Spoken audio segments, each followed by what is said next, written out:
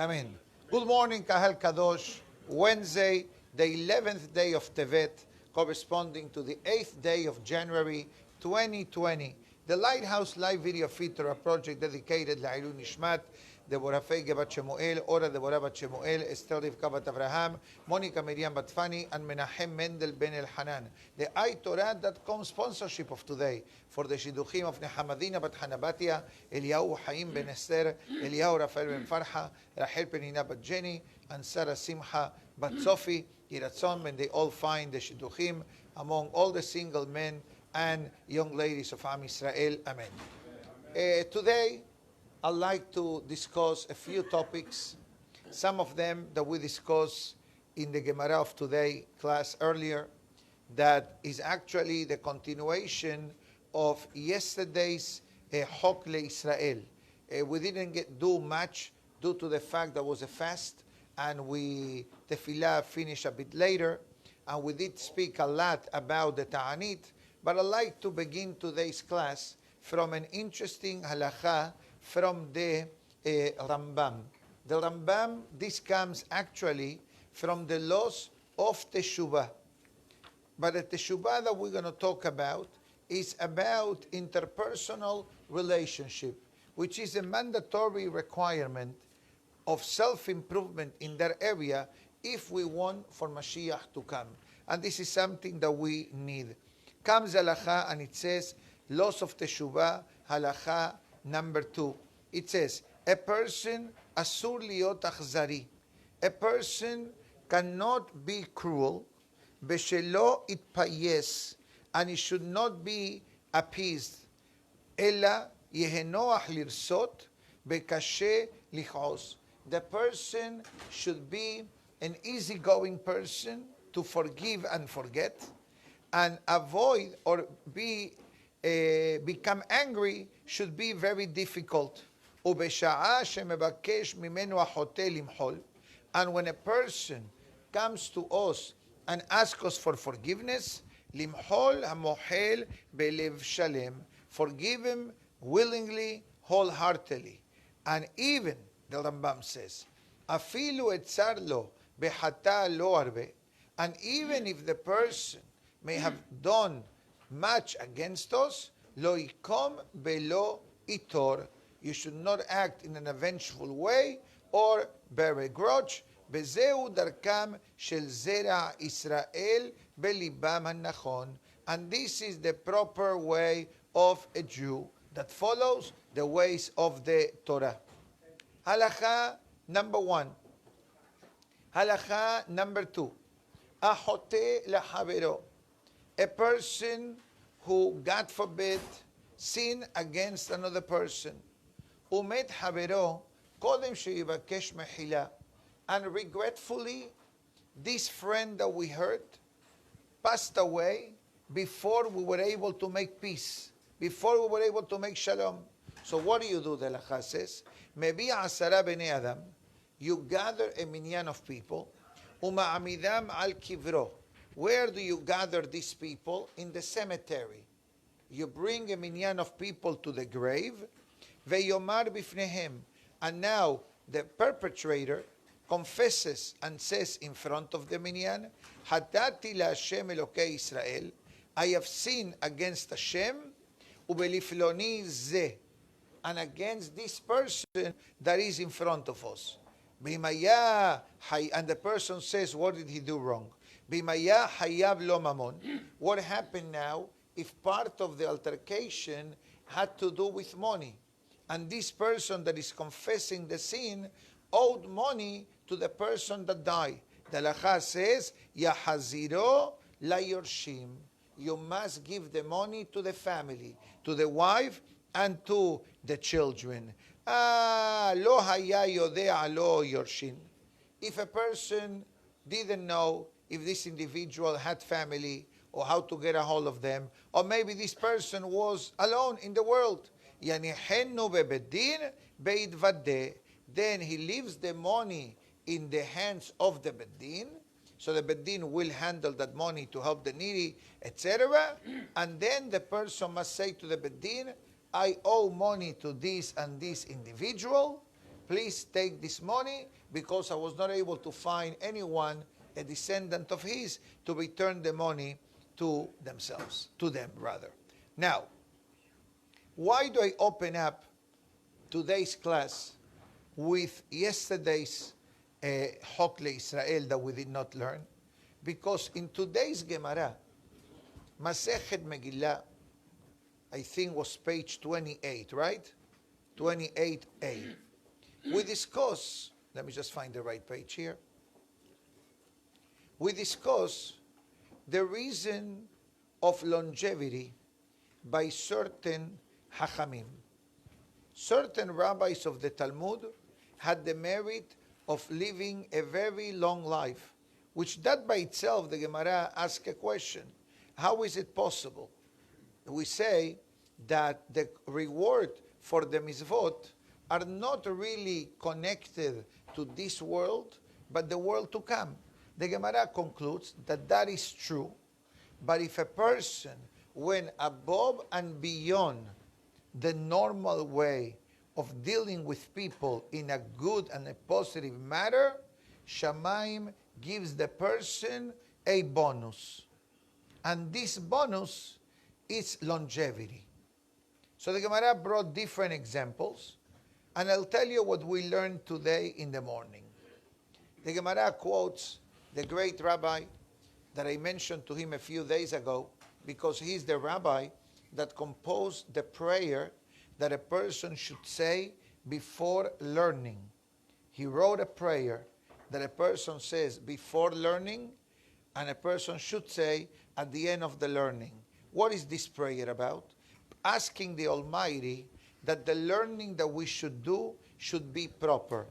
That I should not say what's permissible is forbidden, and I should not say what's forbidden is permissible, and I should not laugh at my peers in the class, and they should not laugh at me. What does it mean? Let's say that we are debating a halacha, a gemara, and now somebody made a question, or somebody asked a question, or somebody made a comment, or somebody attempted to answer someone's question, and what the person is saying, it doesn't make sense. So there are two types of students. One student, which is wrong, will say, what are you talking about? You don't know what you're talking about. What you're saying doesn't make any sense. Those kinds of answers or those kinds of statements in Torah learning are forbidden. That was the prayer of Rabbi Nehunya ben Akana. So what will Rabbi Nehunya ben Akana handle if somebody says something that didn't make sense? He will say, I hear your opinion, but I like to bring my own opinion. We agree to disagree. It's the same goal, but in a much more elegant, a much more decent way. Or let's say that I say something, and then somebody mocks what I said. You don't know what you're talking about. So it goes both ways. And that was the prayer that Rabbi Nehunya ben Akana wrote for those who go to learn daily. The Gemara brings one more. When it came to money matters, Rabbi Nehunya ben Akana says, Batran b'mamoni ha'iti. I didn't make a big deal about money. There are people who make a big deal about money, and there are people who don't make a big deal about money. What exactly does it mean?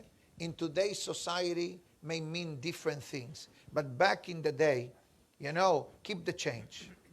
Not to be so exacting. Is somebody, paying $5 more or $10 more and support a Jewish store or support a member of the community, even though 3 blocks down, public had it, to get 2 for 1, says, you know what? I'm supporting another Yehudi. There is a mitzvah from the Torah, by the way, Behe achicha aimach. It's a mitzvah to support a Yehudi. Not only that, there is a mitzvah of the Recheres to support the local establishments. When you go to a city, right, you should spend some money in the city. I don't mean the city, New York City. Whatever that means. You come to Florida, you eat in a kosher restaurant, you're doing a lot of things. First of all, you're eating kosher, number one. Number two, you came on vacation in some cases, and you give your wife a break. And number three, you are supporting a kosher business. And that kosher business has the opportunity to remain alive and to remain active and open throughout the year, that provides a full year-long service to the community. Rabotai, this is how we think. This is how we think when we go to a Jewish store. This is how we think when I buy something from a Jewish bookstore. I can buy it online. Will save me a trip and will save me even money sometimes. But you know what? I need to make sure that my local stores remain alive for all of us, for all of the communities, and for all the Yehudim that come. There is such a thing based on the concept of derech eretz. Next. Lo aliti al mitati im kilelat haverai. Translation. I never went to sleep holding a grudge against someone, or somebody cursed me, God forbid. He's the rabbi talking now, Rabbi Nehunya ben Akana, and I forgave them, which this by itself is a contradiction. One opinion in the halacha is, or in the Talmud, Masechet Yoma, and the laws of Teshuvah of the Rambam. We just mentioned the opening halacha. If a person must go to someone to ask for forgiveness. How many times to a person that is alive? Up to 3 times. What about if the victim is your rabbi? How many times do you go? 1,000 times. Even 1,000 times you go and ask for forgiveness. Why? Short answer. Because when you insult or mistreat, thank you so much, a rabbi, has v'shalom, this is against God. This is against the Torah. And there is a huge difference between an average person and a Talmid Chacham. I'm not talking about me, but I'm talking about a general statement. So then, hold on a minute. If the halacha is that the person must come to the rabbi even 1,000 times for forgiveness, how can Rabbi Nehunya ben Akana will go to sleep forgiving everyone? Which, by the way, his behavior became the opening statement of Kriyat Shema. The opening statement of Shema at night when we go to sleep. Let's read it together. Ribono shel olam, Master of the universe, I hereby forgive and atone to anyone that made me angry, or anyone that bothered me, or anybody that sinned against me, physically, financially, in my honor, or anything that I have, unintentionally or willingly, accidentally or purposely, verbally, in an action, in this life, or Gilgul Aher, or in previous reincarnations. Lechol bar Israel, velo ye'anesh shum adam besibati. May no person be punished because of me. What does it mean that a person can be punished because of me? When we cause pain and suffering to another person, their pain and suffering becomes our liability. There is such a thing. Don't think that, okay, you did something and that's the end of it. What are the side effects? What is the pain and suffering? Not only that, the Talmud, Tractate Baba Kama, that deals with financial liabilities, it says, chapter 8, that if there is a situation that a person hurt another human being, there are 5 liabilities that we need to pay. The damage, pain and suffering, loss of income, healing and rehab, and embarrassment. 5 liabilities from the Talmudic law. Baruch ata Adonai Eloheinu melech haolam, she'akol nihiya v'yitbarach.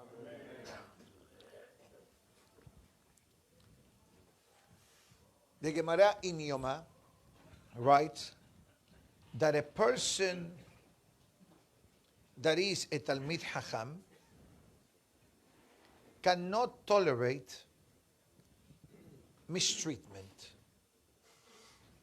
Clear.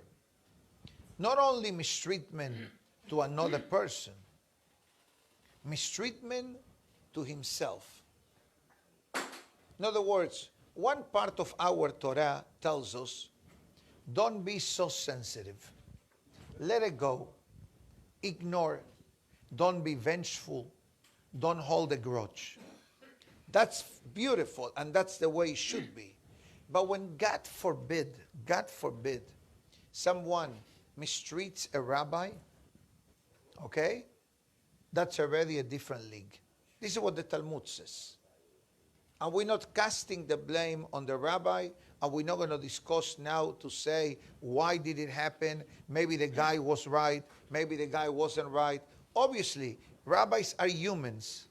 Allow me to explain to you this. Rabbis are humans, but rabbis cannot afford a bad hurt day. A rabbi cannot afford not to have a good day.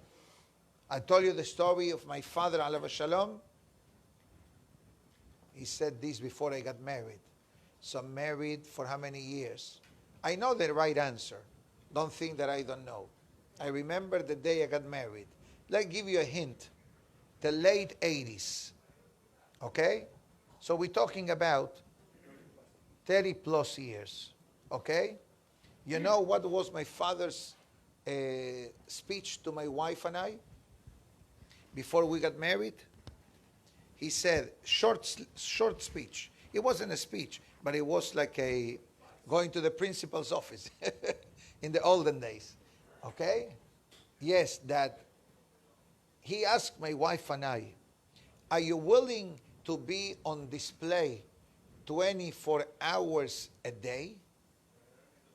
What does it mean? What he meant was, as a rabbi, you cannot afford not to be proper, not to be respectful, not to treat everybody good all the time, to every person. Sometimes an average person can have a rough day.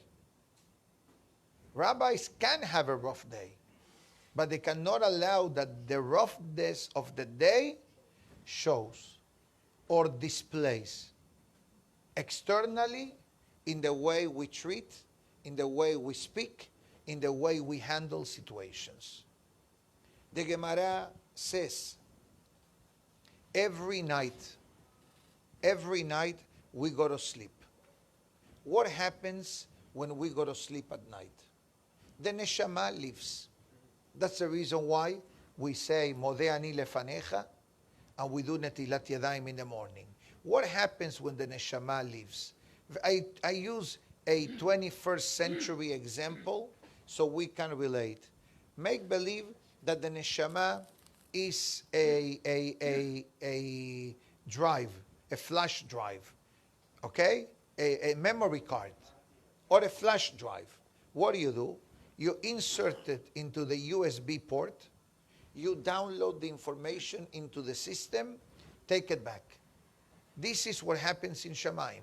Shamayim takes the neshama, puts it into our account, downloads all the actions of the day, and then they have like a QuickBooks accounting system, the credits and the debits, the good deeds and the not good deeds, and the neshama is given back empty. Now, many times your phone says you are out of memory. You're out of memory. So what they tell you, please delete some files. Please delete some photos or video. Hamavdil, the neshama, deletes everything that happened in the day, And the neshama in the morning is giving to us clean. And that's why we say, Elokai neshama shenatata bi tehorahi. But, yeah, it's in the clouds, correct. Beautiful. Now we can relate. What does it mean? Moshe Rabbeinu had 2 tablets. And the tablets came from the clouds.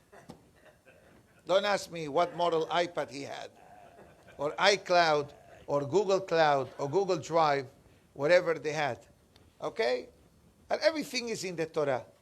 It's no coincidence we call it tablets. Rabbi, how can it be? You have a tablet, the 10 Commandments? Now we can relate. Sure, in a tablet you can have a lot. Anyways, but here is what the Hiddush that we learned today in the Gemara class. That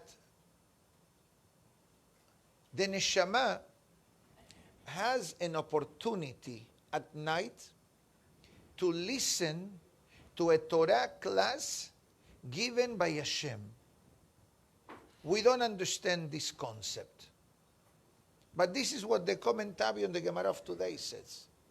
But who qualifies to go into that shi'ur? You want to come to learn Torah to the synagogue, everybody is allowed and everybody is welcome and the doors are open. But in Shamayim, they have a criteria that must be met to enter God's Torah class. What is that criteria? Short answer, that no one was punished because of my suffering. Do you follow me? If someone was punished because of my suffering, I indirectly caused the suffering on that person. God says, please stay out of the class. So how do we circumvent that? By the Shema. When we say, I hereby forgive anyone that hurt me.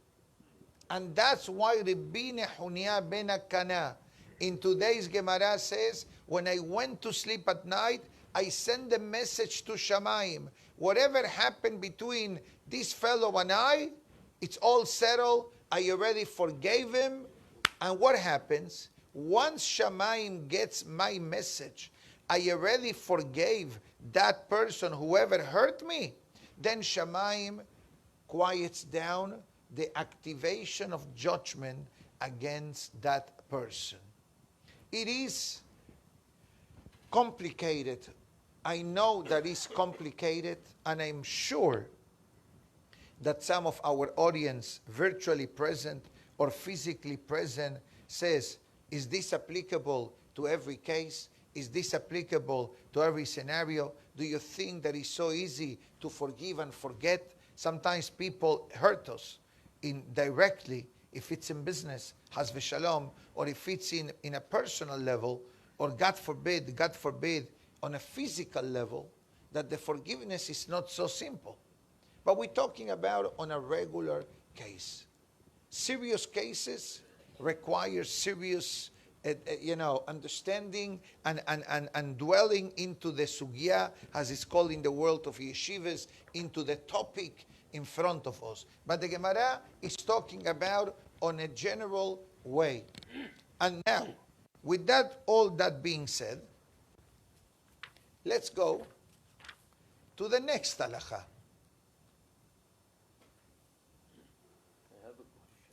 You have a question? Okay. If you ask HaKadosh Baruch Hu that if you hurt someone, he should not be punished. I should not be punished because of him, and he should not be punished because of me. Then he is allowed to Hashem's class, or me, both of us. Are we allowed after we forgave each other to Hashem's class? Based on what we learned earlier today, yes. Once there is forgiveness between the people, yes. But the Hiddush is, even if there is forgiveness from one part, you were the victim. And he did not come to apologize to you. If he came And the Gemara, the Halakha mentioned before, don't be cruel, don't hold a grudge, forgive and forget and move on. But what happened if this person, in their mind, doesn't realize that he hurt you? Or he says, you know what? He's too sensitive. Not a big deal. Let him man up, like they say in English. This is the Hidush of the Gemara, that even if the forgiveness was one way, that is enough for the one that forgave, not for the one that committed the avon. If he doesn't apologize, remember we learned this back in Aseret Yemet Teshuvah, that apologizing is only one aspect of Teshuvah. The other aspect of Teshuvah, in the case of money, for example, is to return the money. You cannot steal from a guy or scam a guy and tell, I'm sorry. But I'm going to keep the money. Right. Haz v'shalom. That is, the forgiving and apologizing is beautiful, but that's not enough. Especially when it comes to financial matters. Now, very interesting, very powerful. Thank you for answering. No, of course, I try my best. Sometimes when it comes to questions in classes, some questions require so much understanding. It happened yesterday, and I was so impressed in the way Hacham David Yosef handled the question. A fellow called the rabbi, Rabbi, I have a question. I'm not going to share you the details of the question, but I will share you some concerning a Hazan that is not Shomer Shabbat the proper way. I know, it's a problem. Right, we know this. But then the fellow started to add more questions on the question. And the rabbi was on the way to the airport. And the rabbi said, I hear your question, but this is a question that will not be fair for me to answer it as I'm boarding an airplane. Okay? Put the question in writing, and call me when I'm able to speak and giving you my undivided attention, because certain questions, just you cannot ask, Rabbi, are you allowed to do this? So he will ask you 50 questions before he will be able to answer you the question you thought was a simple question, and according to the halakha, could have so many details and differentials in scenarios that each situation may have a different answer. So I was the witness of this question, because it happened right before the rabbi heading to the airport. And he says, I hear the question, but regretfully, I am not going to answer you on a short phone call. Contact me 2 days from now when I'm in Israel. Call me at the office. If not, email me the questions with details, and I will attempt to answer you what to do.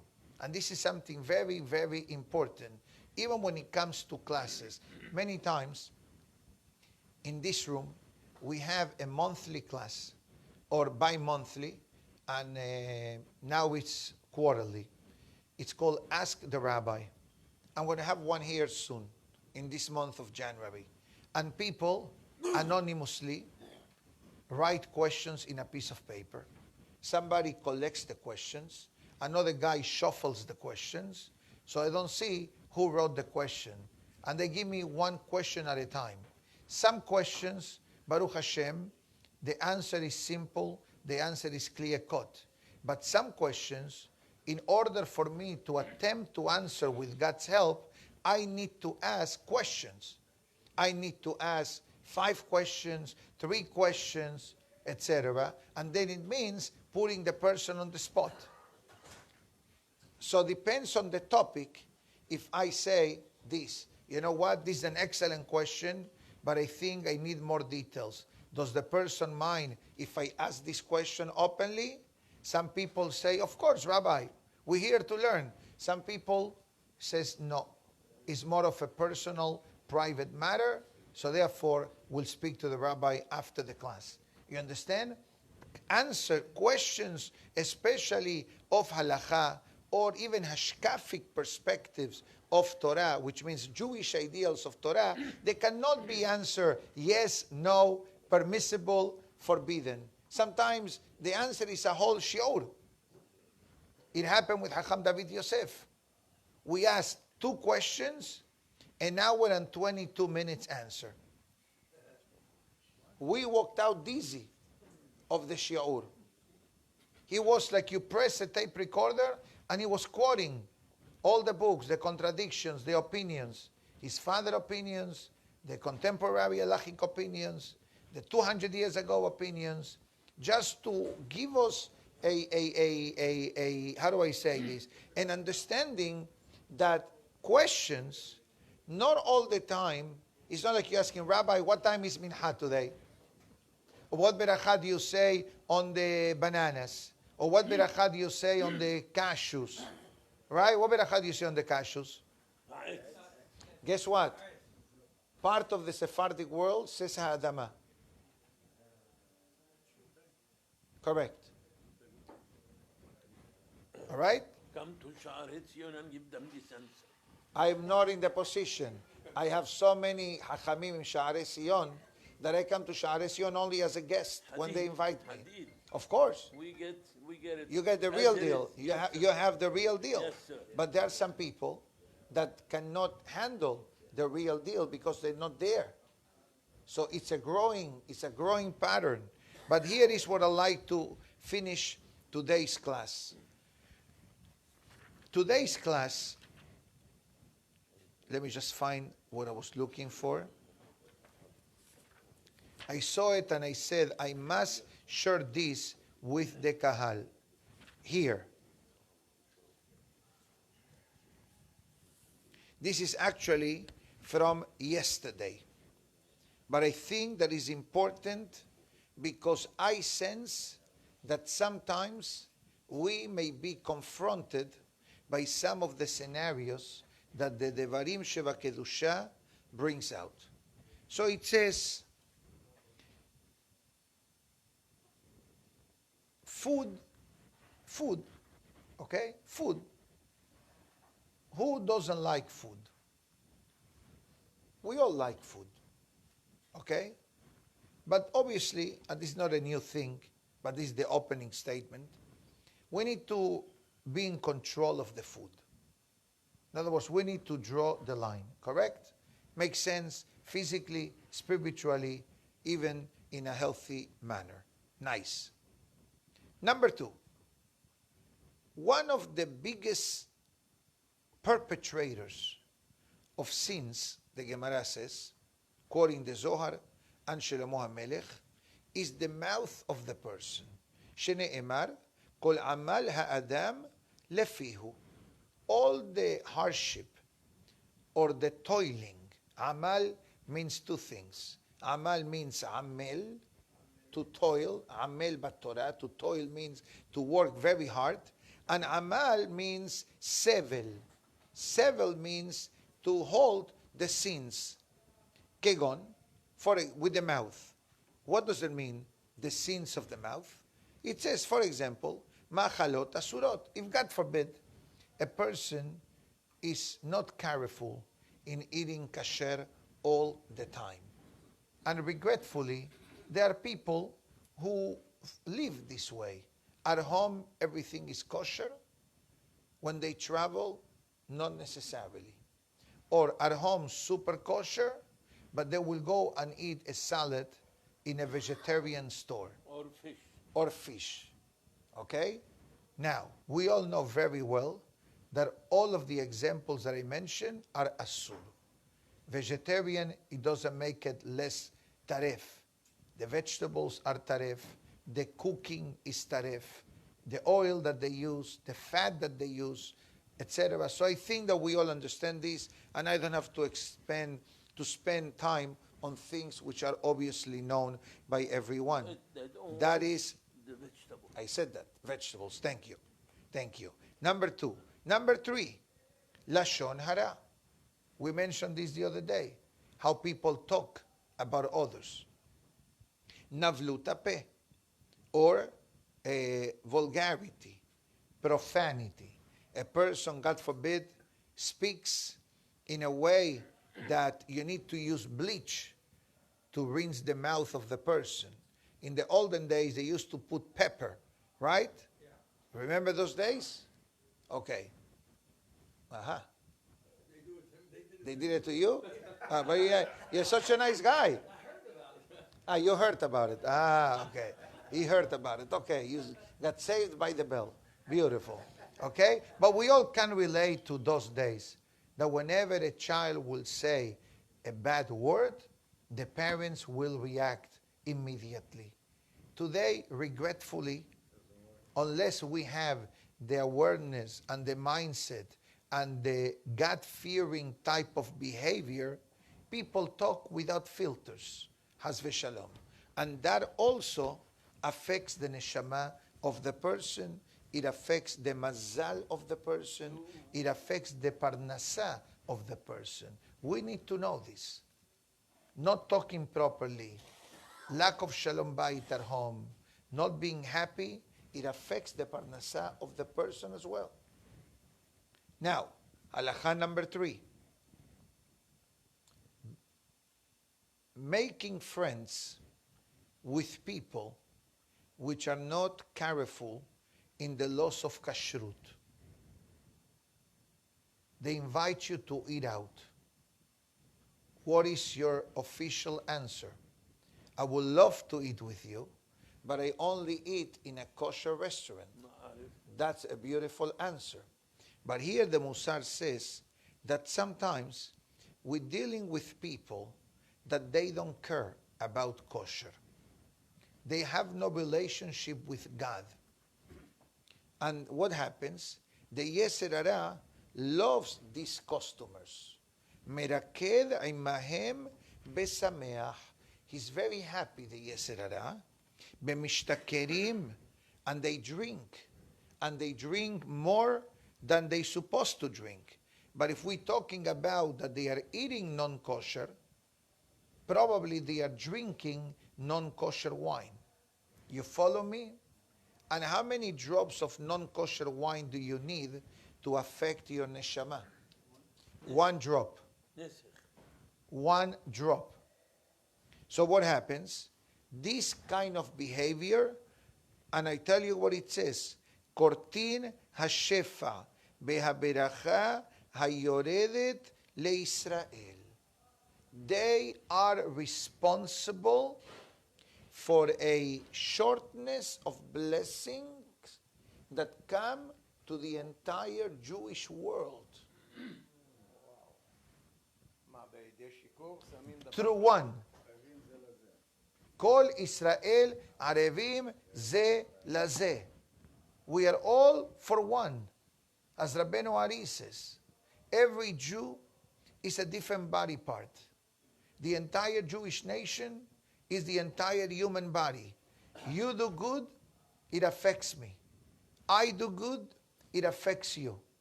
God forbid the opposite is the same. It's like we are traveling on the same boat, and then one of us decides to open a hole at the bottom of the cruise. Of his own cabin. Of his own cabin that he paid for. What do you want? And he has the receipt. Cabin? And it's affecting the whole ship. So, let's go to consequence number 4. What happens after we hang around this type of people? Listen to this. Mechacheshe Torah. These people, sooner or later, they don't have a good relationship with Torah learning. And the fact that they consume non-kosher food, and the fact that they drink non-kosher wine, it affects their body, it affects their mind, and it affects the neshama.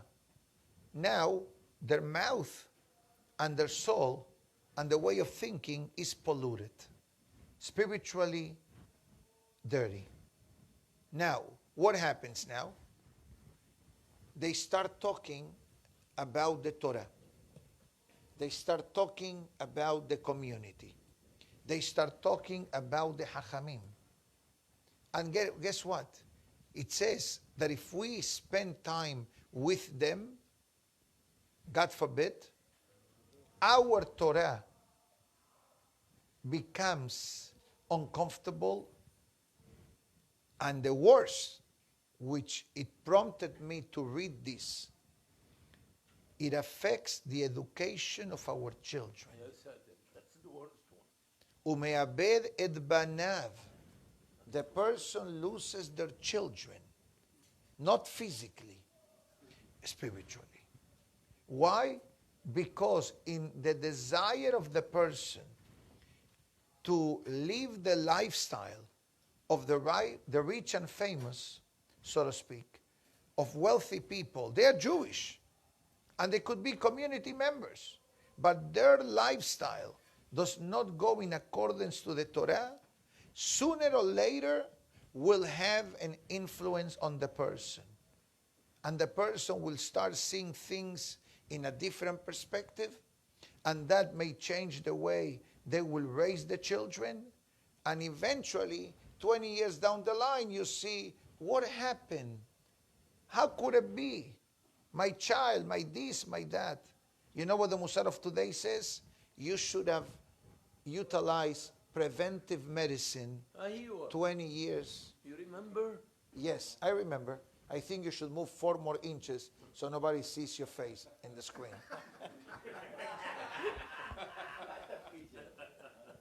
Otherwise,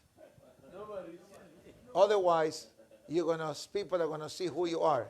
Can you turn the camera to me, please, to protect the identity? You know, when they camouflage the voice of the fellow, beautiful. A bit more.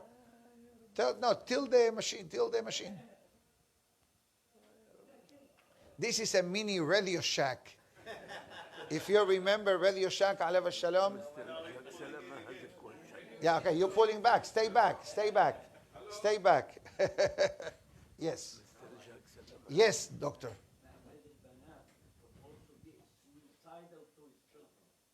Also, he put his children in danger. We're saying the same thing. He says that the word in Hebrew, suicide, is called mit'abed. Somebody that commits suicide, it's like he's losing himself. So he's saying that perhaps what the Musar of today says, that this kind of behavior, it's called spiritual suicide to his children, which Hazaku Baruch. Beautiful observation. No. Listen, we're here to learn. Hazau Baruch. And that's why Shlomo HaMelech says, and we'll conclude today's class with this powerful statement. Shomer piv ulshono.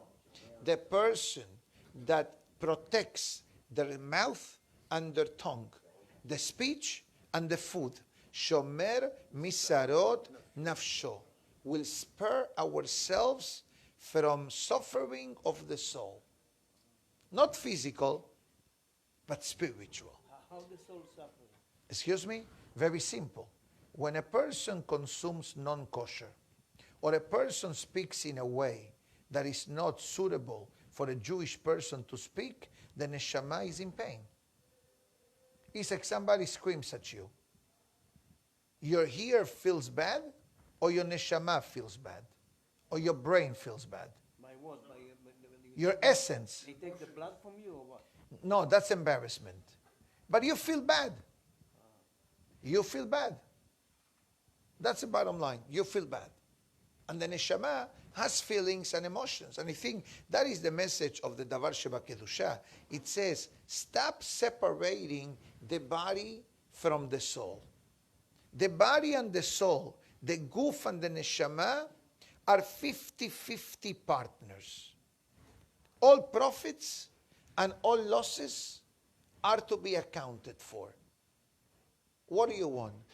50-50, or you want 90-10? 90 profit and 10 losses. You want 100 profit and 0 losses. That's our goal. That's the best scenario, and that's the ultimate goal. But for some people, Haz v'shalom is 50-50. Or some people is 20-80. because they concentrate more on the physical and not on the spiritual. And that is the message of today. Yes. If it's a glass kosher restaurant and the owner is not Jewish, will that be there? He's asking a good question, but a question that doesn't have a simple answer. You remember what I said a few minutes ago? So I'll repeat the question loud. Okay? His question is, are you allowed to eat from a kosher restaurant? Okay, kosher means glad kosher, obviously. I know, regretfully in Israel, kashrut is very challenging. Kosher, glad kosher, halak kosher, etc. Okay, we'll leave it like that. I don't want to go further. But it's true what I just said. Very true. But let's say in Miami, his question is a person allowed to eat in a kosher restaurant that is owned by a non-Jew? That was your question, right? So my first question to you will be, if it doesn't have ashgaha, you're not allowed to walk in there. Because even though he buys kosher meat and everything is kosher, if a Gentile cooks the food, a Jew is not allowed to eat. So now, usually, a goy that will open up a kosher restaurant probably will be wise enough to have ashgaha, to have supervision. So, if the restaurant has a kosher, reliable supervision, and I said this, kosher and reliable. Do you know how many supervisions are in Florida that we don't look at them, we don't accept them, because they are involved with the reform and conservative or non-knowledgeable rabbis? Not hundreds. I don't want to say that, but at least thinking out loud, probably 6 or 7 supervisions out there on the street. Okay? That sometimes the store owners don't know better. Or the store owners know. If they're going to call the real, reliable, rabbinical supervision, they're going to tell them, you have to close Shabbat. No, it doesn't cost more money. Does not cost more money. The good ashgahot are the cheapest in town. Why? Because it's not done for the purpose of money. It's for the purpose of giving the community a service. But now, a good ashgaha will put a mashgiach on site. The store owner says, I don't want a mashgiach to tell me what to do. I want to open on Shabbat. I want to open on the holidays. So that's a reason why you need to eat only from reliable supervisions. And make sure that there is a mashgiach on site. That's the answer to your question. My good friends, have a lovely day, everybody. Baruch Adonai le'olam. Amen ve'amen. Rabbi Hananiah ben Akashia אומר עשה הקדוש ברוך הוא לזכות את ישראל לפיכך. הרבה להן תורה מצוות שנאמר, אדוני חפש למען צדקו, יגדיל תורה וידיר. אמן. אמן.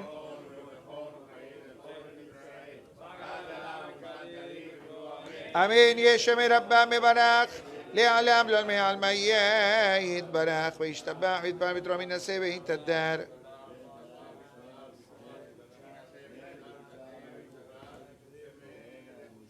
אמן.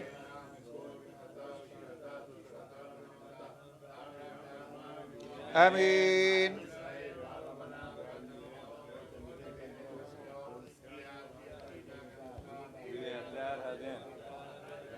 יהי לנו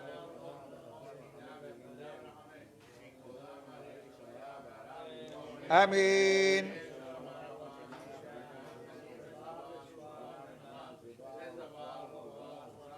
ברבע ויצא לנו אמן. אמן. Have a great day, everybody.